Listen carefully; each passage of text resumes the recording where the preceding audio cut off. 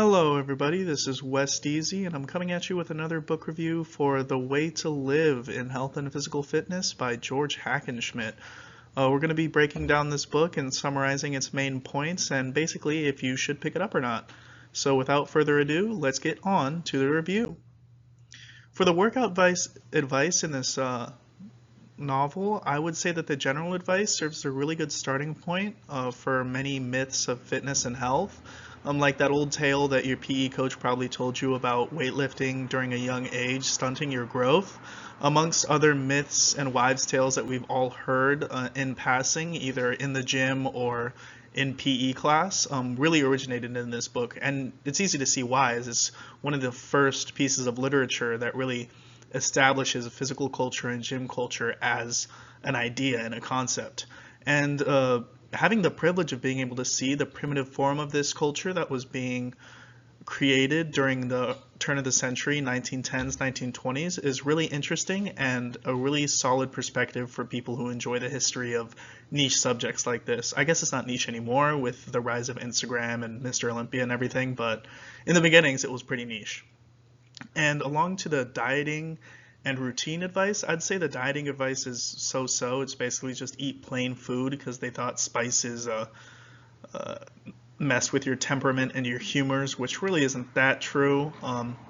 But the routine advice and basically using willpower and doing things for yourself rather than for the gratification of others is really solid advice that I think everyone could take away from the very first part of this book.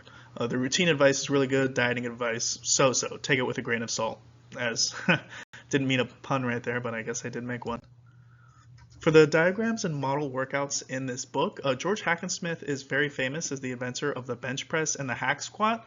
Bench press, obviously a lot more people like it, and it's a lot more well known than the hack squat, but the hack squat shares his name and can be seen in the third visual on the bottom on the slide.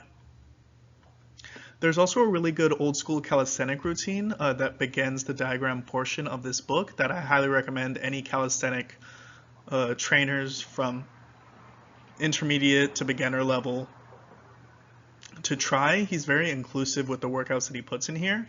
One solid workout that I think everyone should do, especially if you're interested in this period of strongman training, would be the clean and jerk with the dumbbells. It's a very solid, proven, and traditional workout that kind of targets every muscle in the body that you need. So yeah, every limb muscle is going to be activated with this workout, and I think that's something that we could all use a little bit more of in our training. So the rest of this book basically talks about the life story of George Hackenschmidt. It's a very positive story with a wholesome and purpose-driven tale. He basically wanted to become the world's strongest man and the greatest wrestler, and he managed to achieve that with the help of his friend and mentor who kind of took him under his wing and was a really early pioneer of weightlifting and strongman in general.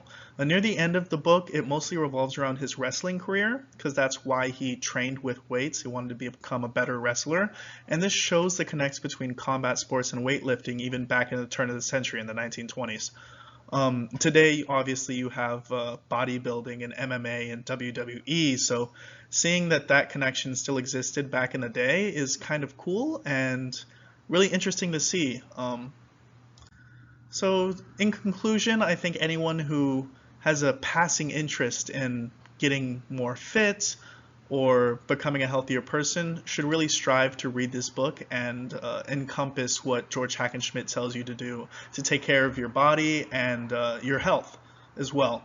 I have this little quote here from George Hackenschmidt to end everything off that I think summarizes the main point of the book fairly well. It says the most effectual means of preventing all the disadvantages of evil consequences of a neglected exercise of body and muscles is methodical physical training. In the end, George Hackenschmidt just lived to be the best version of himself that he could be. I think that's really emphasized in the last line.